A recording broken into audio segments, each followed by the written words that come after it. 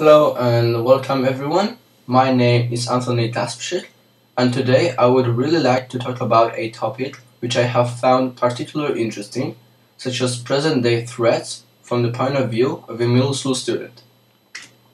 Just before we start, I would really like to point out a very important fact, which is that middle school is a stage in life when one's outlook and way of thinking can change, considerably quickly. This is a period when we, students, are still in the process of creating and developing our own character, our own understanding of the world, and also our priorities.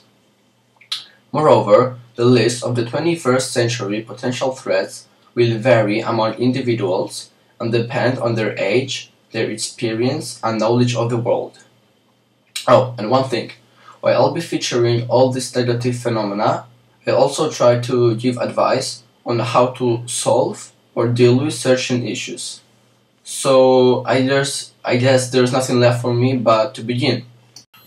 Basically, what I've done is divide the big mixture of various major and minor threats into two groups, precisely into physical ones and mental ones, which don't do anything exactly to your body, but adversely influence your mind and put your overall mental health at risk. Let's start with the second type. What opens the list is demoralization. Being a young person, I look at it as a main threat to today's youth. Why? Putting it into a nutshell, it jeopardizes someone's moral values and standards, which, in my belief, should guide us to a better life and being better humans. Furthermore, immoral behavior often is perceived as attractive and appealing to youngsters, so apparently they fall into the trap very easily. As I see it, what brings it about is lack of role models in young minds. In my personal opinion, the best way to avoid it would be to keep away from bad company, know exactly what is good and what is bad for us, and also try not to be influenced so easily by others. Said that, I'd like to tell you something about lack of tolerance, which, by the way, is a common and visible worry among many teenagers.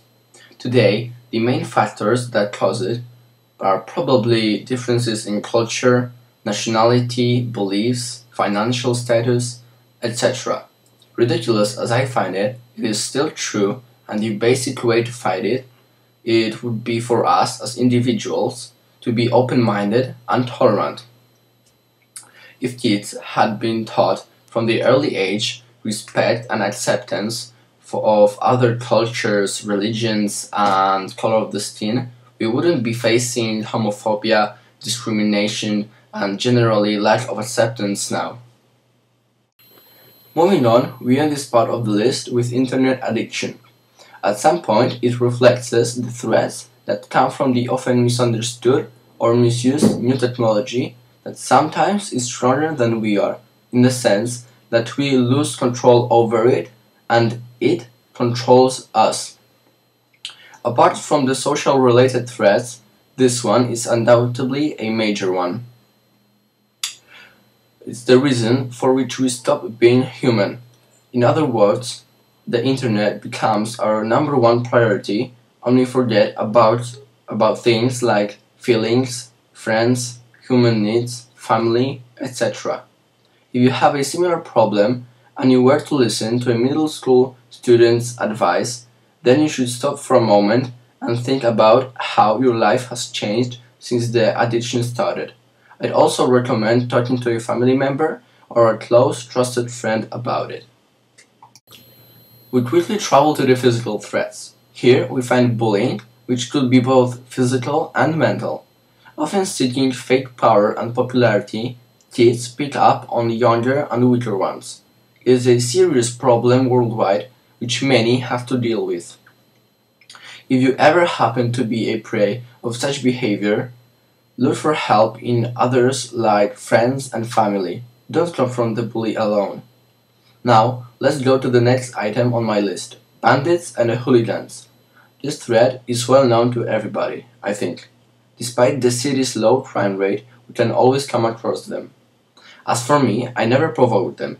Even though they're not always sober, they can still pose a risk to your safety. I avoid certain areas to keep away from any sorts of peril, and if it comes to conflict, call the police as quickly as possible. We can't forget about all the viruses like for example Ebola. These are real deadly viruses which without precaution could be spread all over the world in few weeks and kill thousands. Without a cure, we could be looking at a 21st century epidemic.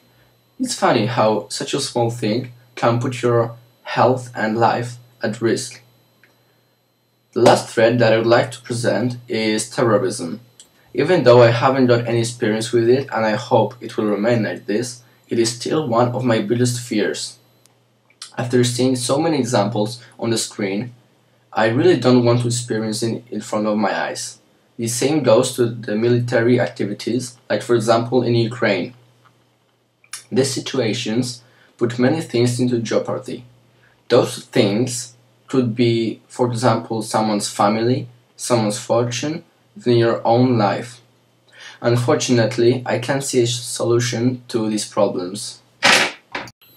Well, we have reached the end as time has run out. I really hope my presentation was worth your attention and you appreciated looking at the main topic from my perspective. Again, thank you and goodbye.